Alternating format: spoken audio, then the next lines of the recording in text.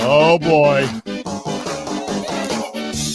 Some might call that the dreaded announcer jinx. Luckily for me, Wayne, I don't believe in such nonsense. Besides, you were just trying to add context to the broadcast. Wayne Larrivee joins us now. Our conversation is always brought to you by Coal Investment Group, the retirement specialists, and by Pella Windows and Doors of Wisconsin.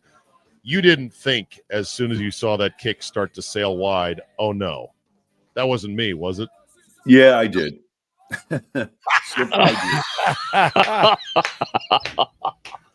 did. So, Wayne, you believe in the announcer jinx? I'll take credit for that. Yeah. He may not believe in it, but I'll feels take the blame for that. Looks like, yes. Look, we're all in this together, right? So we all got to take blame for things when it comes to the Packers losing. Yeah, it's a tough deal there. Wayne Larrivee, good morning. You are back after a late night flight. You're here reporting for duty. We appreciate that. It's a busy Monday morning. Let's start with this. What can you pick out of the wreckage that's at least good or somewhat hopeful from yesterday's loss? Well, I thought that for the most part in that game, Jordan Love played fairly sound football. And then that shot play, the whole thing turned, I thought, on the holding penalty on Elton Jenkins. And I haven't gotten a look at a replay to know if it was legit or not.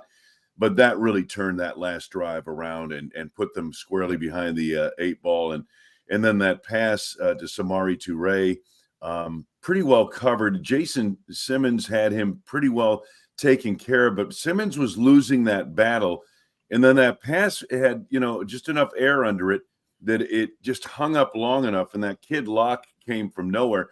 I don't think he was supposed to go over there and help on that coverage, but he did. And he made the play that ended the game. So I thought there were some good things, but obviously the starts in the first half, that's just, it's inexplicable. Their first 2 drives, I think what they had 19 net yards on their first 2 drives and 1 first down, and they were scoreless in the first half. Again, that's just a recipe. You just can't do that. Yeah, so you have no operative theory about why the first halves have been so unfathomably awful.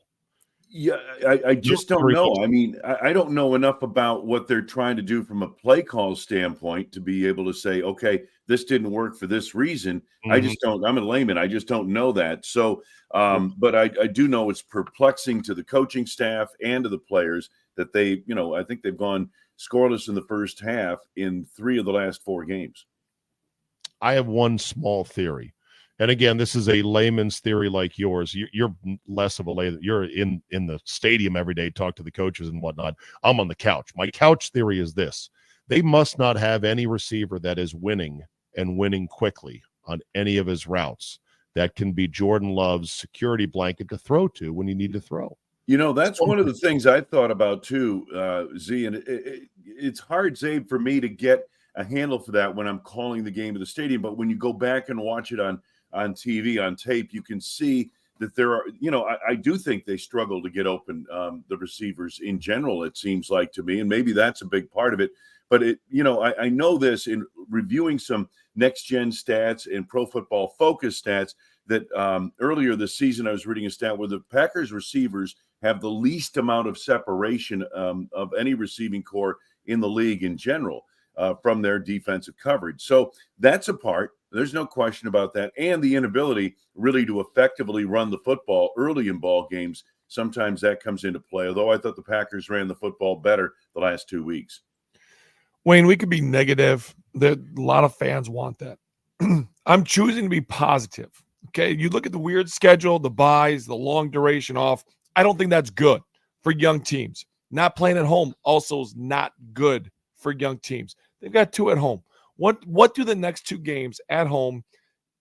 What can we take away from that? Like, what are we looking forward with that? Because I think young teams at home is a good thing. I think when you're playing at home, get off to a good start. Play on the lead, dictate the tempo of the game. I mean, that's what you'd like to do whether you're home or away, but especially when you're at home.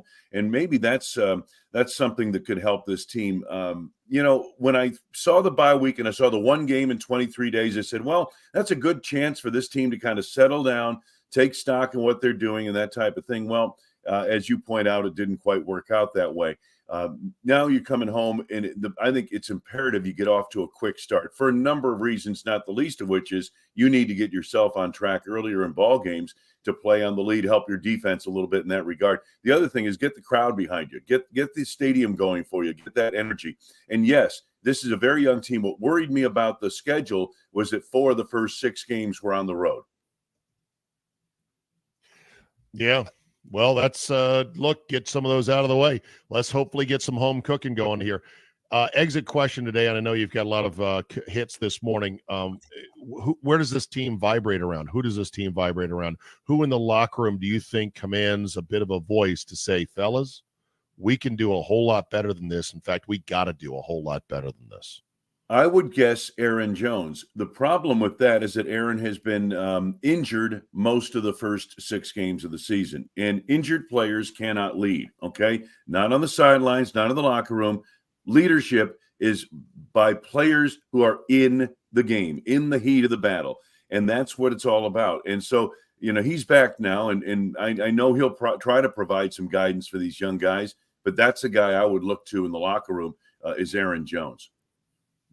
All right. Very good. Wayne, more to come this week, but we thank you for jumping on this morning after the flight back, and we'll talk again soon. Thank you. All right. Talk to you on Friday, guys. Thank you. Have a good week. Our